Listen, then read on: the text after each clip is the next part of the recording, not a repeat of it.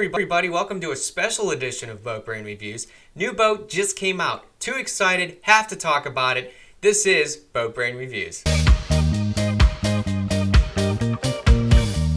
Last week, Sea-Doo launched their new 2022 lineup and included a series of jet-powered tri-tune boats. Big surprise given that Sea-Doo got out of making their own boats years ago. So for them to jump back in with kind of this innovative tri-tune model and then advertise it to start at $17,000, well, really 18, but we'll get into that, just crazy to me. So we'll have some coffee, we'll talk. You know, no big whoop. We'll have some fun. We'll look at some of the specs, some of the things they're showing us, some of the things they aren't showing us, some of the good, maybe some of the bad. And let's just look at these boats and see what we got. Okay guys, so let's check this thing out. Now there's 3 different models of this. It's weird. They're all the same boats, but they have different packages. Ones they're calling the Cruise and the other ones they're calling the Sports. The Cruise comes in an 18 and 21, or you could get the Sport in a 16, an 18, or a 21. I'm mostly going to talk over these people. They're just marketing people. Just talking. I will say these things just from a look, very different obviously. They don't look like your traditional tri-tune because they're not. They do have that spark construction. They're a plastic construction or whatever you want to call it. So obviously there's no aluminum in these things. But one of the things to take into consideration is that these things are actually a little bit heavier, which also means they have a little less capacity. Here, I'll pause. So they have, you know, the 18-foot equivalent, you know, traditional tri-tune has more of a capacity of 10 in their 18-foot, and this 18-foot, according to their website anyway, has a capacity of just 7. So, I mean, you lose a little capacity, you gain a little weight. Not a lot of weight, surprisingly. I think this 18-foot weighs 2,700 pounds, so, you know, your average tri-tune weighs more like 18 to 2,400 pounds. So it's a little heavier boat, but still pretty lightweight, and obviously you still are getting your tri-tune kind of layout. I mean, yeah, it's definitely a different look. I kind of like the look, if I'm being honest. I think these things have a unique look, and somehow they still look good, which is hard to do with a tri-tune, honestly. So I give them credit. I think that's a good look. There's a little bit of an IKEA style to it that I'm kind of about, but that's just a personal preference. These things move too, by the way. They're top of the line. I should say they're highest optioned powered 18-foot does, according to the website, 46 mile an hour. So, I mean, obviously they're not rocket ships, but they're doing pretty good. Watch this. So I do want to point this out. They don't talk much about this. They keep saying it's an innovative bimini. That's one hand, but watch her hand as she goes. She's going to lock this thing into place.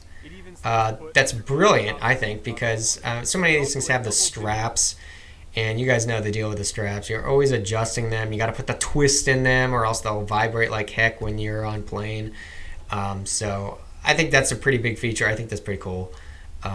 The secondary top they're showing here looks a little funky, zipped onto the first one. It's just a little oddly bubbled, but that's just me. And I get it. I mean, there's only so much you can do with a bimini to make it, you know, one big, long, smooth top. But it's not bad. Ugh. Hope you like zippers, man. Where do you put all that stuff?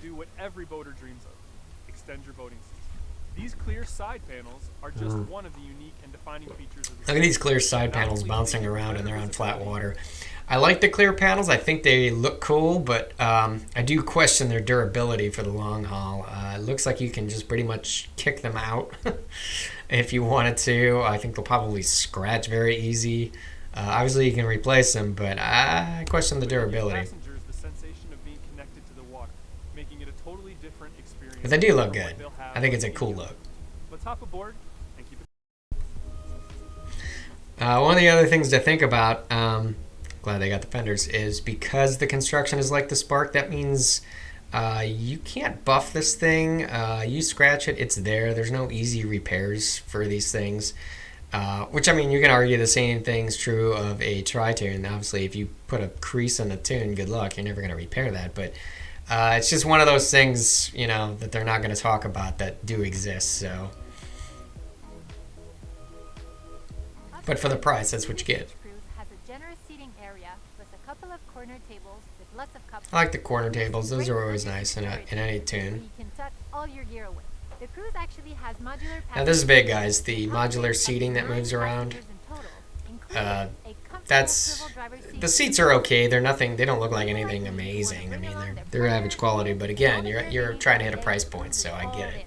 Switch pontoons have a modular deck that's made up of unique link quick attach. Now I worry about the floor. Like, how much do you think that thing creaks when you walk on it, or how flimsy does it feel? I don't know. It might not, but and if you're new to Link, who puts a bag on the outside of their boat? A wide range of handy customized accessories to your watercraft and other BRP vehicles in just seconds, and without the need for tools.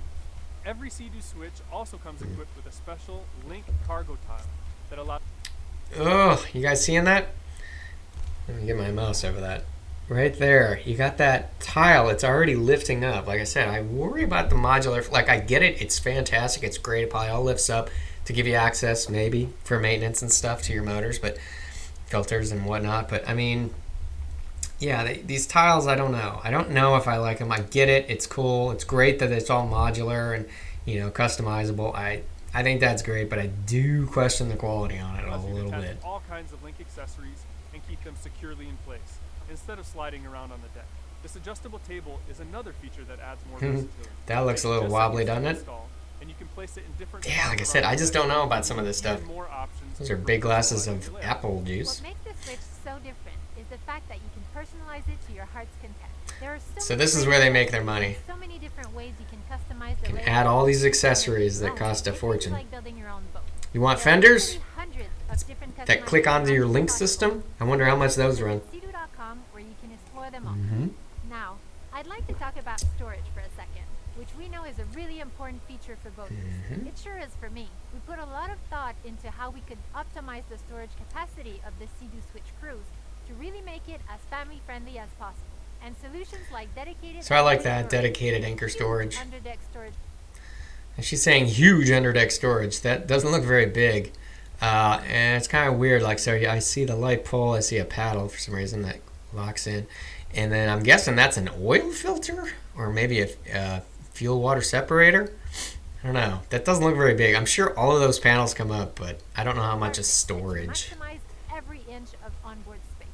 You can easily bring along everything you need for a day on the water and feel confident that you'll have a convenient place to put it all while keeping your deck area free. Thanks to our Link attachment system, you can I love this Link attach system. Attach great space optimizing. You bring in a suitcase? Like a Link Light canvas bag or console bag. Is that a laptop bag? Are another unique feature that comes standard on the Switch Cruise. They're soft, durable, and easy to clean, and they join simply and securely. I mean, the cool thing is with that modular floor, if you screw a piece up, you can just buy a new one. I'm sure it's not cheap, but you can do it without replacing the whole deck. Okay, so here's with my biggest gripe. Ready for it? What is that? I'm sorry, I get it. It's a cost savings thing. I'm positive it's a cost savings thing, but that is just weird. I mean, they're gonna brag about this, how now you'll be familiar from if you're coming from your Sea-Doo, but that's like saying when I got my driver's license, I wish the car would have had my bicycle handles in it. So I don't quite get this, or at least make it an option. Maybe they will in the future, but like I said, I get it. They're trying to hit a price point, but it's weird. Which makes driving the Switch as easy as riding a bike. You can brake, reverse, and maneuver in tight areas. I just hope that they got the ergonomics correct, so it's not totally awkward and you're not hitting your knee making a turn and that kind of stuff. But the first ever intelligent braking and reverse system on a pontoon. You'll also find a handy cruise control feature, as well as echo and sport. At least it's got the cruise control, so you're not just like squeezing the throttle the whole time. If you're wondering how we've made all of this available on a pontoon, the answer is our Rotax Jet Propulsion System, which is integrated right into the Switch's... It's kind of a different hull. I mean, I'm calling it a tri-tune, but if you look at it, you can see pictures online. It's got like this little baby hull with the outsides. I mean, it's kind of like the old tri-hull, but not quite. It's kind of like a hybrid, but I get it. I mean, you got to put a jet in it, so... And you got to get the flotation, or, you know, I get it. Giving you total control over your boat and total confidence and peace of mind out on the water. Now, I don't know about you, Tyler, but for me and my family, it's not a perfect day on the water without our favorite tunes. The BRP Audio System delivers 100 watts of sound with Bluetooth connectivity. And if you really want to jam, you can also opt for the stereos. BRP Premium Audio System. That sub in the corner or something? Level, whether you're at the dock or at full speed. Great, now you can annoy everyone at the sandbar. Just what we need. For even more flexibility, the backrests also Now I do find this surprising. There's not a, you don't walk through, like that's your way in and out of the boat. I don't think there's any side gates either, so this is not the easiest boat to get in and out of. So you can securely attach all your link accessories like a cooler, modular cargo box, or extra storage. I mean, that's cool, get it out of the cockpit, but outside of the boat, you're not using up valuable deck space on board. Because like you said, Anna, when you're bringing along the entire family, deck space is key. Then, when it's time for a dip, a fully integrated, retractable boarding ladder makes it easy to get back on the boat. how unique. A boarding ladder. Sold on the brand new Sea-Doo Switch, good news. We've made the purchase process super easy for you. The Switch Cruise offers 4 different configurations to choose from in 18 and 21-foot length. Yeah, so they're only talking about the cruise. The sport, they have that compact, like I said. I think it's, what size is it? 16 foot, basically. Another feature that makes the purchase process easier for you is the pricing. Because the price of your Sea-Doo Switch includes the trailer. And that's not something you'll Now, I'm guessing, I'm hoping they didn't follow the element, if you guys remember the Bayliner element.